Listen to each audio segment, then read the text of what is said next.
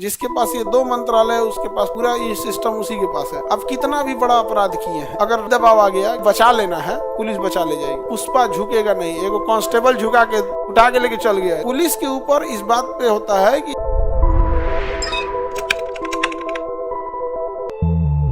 IAS जो होते हैं बाबू, देखो ध्यान से, जो भी आईएएस है इनकी ट्रेनिंग कहाँ होती है? मसूरी में, लाल बहादुर शास्त्री नेशनल एकेडमी, जिसे शॉर्टकट में लबासना कहता है।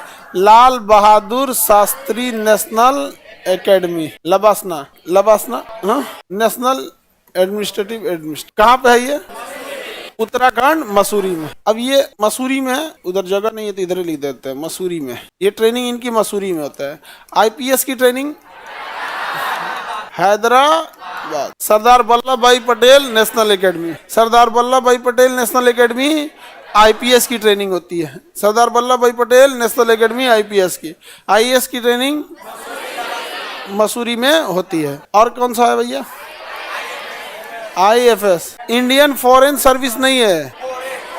आप ध्यान दीजिए, आपको लिखा होगा, क्या लिखा है? Forest, Indian forest service, Dehradun. Indira Gandhi national academy एक तरह से कह सकते हैं। तो वन सर्विस का इंदिरा गांधी, पुलिस सर्विस का सरदार पटेल, और आईएएस का लाल बहादुर शास्त्री।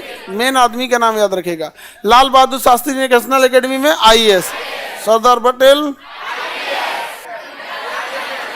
और वन्य सेवा, अरे हम पूछ क्या रहे हैं पहले उसको सुनो ना। तुमसे हम शहर पूछ रहे हैं ना शॉर्टकट पूछ रहे हैं। हम कह रहे हैं किस व्यक्ति के नाम पर उसका ट्रेनिंग कॉलेज है। आईपीएस की ट्रेनिंग किस नाम पे? सरदार पटेल। आईएएस की ट्रेनिंग किस नाम से? लाल बहादुर शास्त्री। और वन्य सेवा की इंदिरा गांधी। अब जो शहर पूछेंगे तब बताना। आईएफएस किस शहर में? देहरादून।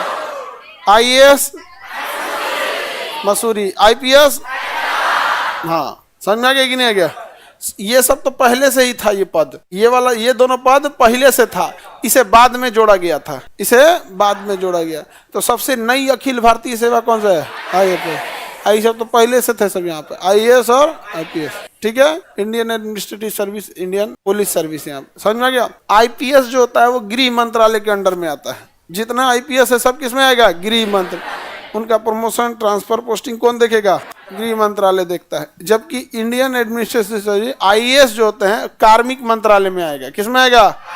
कार्मिक मंत्रालय। जिसके पास ये 2 मंत्रालय है उसके पास पूरे अधिकार, पूरा ये सिस्टम उसी के पास है। अगर गृह मंत्रालय है तो आईपीएस आपके अंडर में है। आईपीएस अंडर में है तो थाना क्या कर लेगा? हाँ, जिला का एसपी कह दिया इसका इनकाउंटर कर दो, हो जाएंगे। अब जाएंगे, अब आप जिला का एसपी किया, कोई बात नहीं, मर्डर किया, छोड़ दो, छोड़ देगा। समझ में आ गया? पुलिस प्रशासन जो होती है ना, उसमें सबसे बड़ी कमी कहिए या अच्छाई कहिए, अगर ऊपर उसको सीनियर जैसा निर्देश देगा वैसे ही काम होता है। अब कितना भी बड़ा अपराध किए हैं, कितना भी बड़ा अपराध किए हैं, अगर राजनीतिक दबाव आ गया कि इसको नहीं गिरफ्तार नहीं करना है या बचा लेना है, पुलिस बचा ले जाएगी। और आप लाख पावरफुल हैं, लाख बेगुनाह हैं या छोटा गुनाह किए हैं, पुलिस के पास ऊपर से प्रेशर आ गया, पॉलिटिकल प्रेशर कि इसको उठा ले जाना है तो उठा ले जाएगी। आप चिल्लाते रह जाइए। आप बोलते थे पुष्पा झुकेगा नहीं, एगो कांस्टेबल झुका के उठा के लेके चल गया, झुकेगा नहीं, उठेगा, लेके चल गया ना, मन ठंडा गया, आगे बढ़े। तो पुलिस के ऊपर इस बात पे होता है कि आपके ऊपर कैसा पॉलिटिकल प्रेशर है और कैसा पॉलिटिकल प्रेशर नहीं है। समझ में गया? इसमें और भारतीय पुलिस की छवि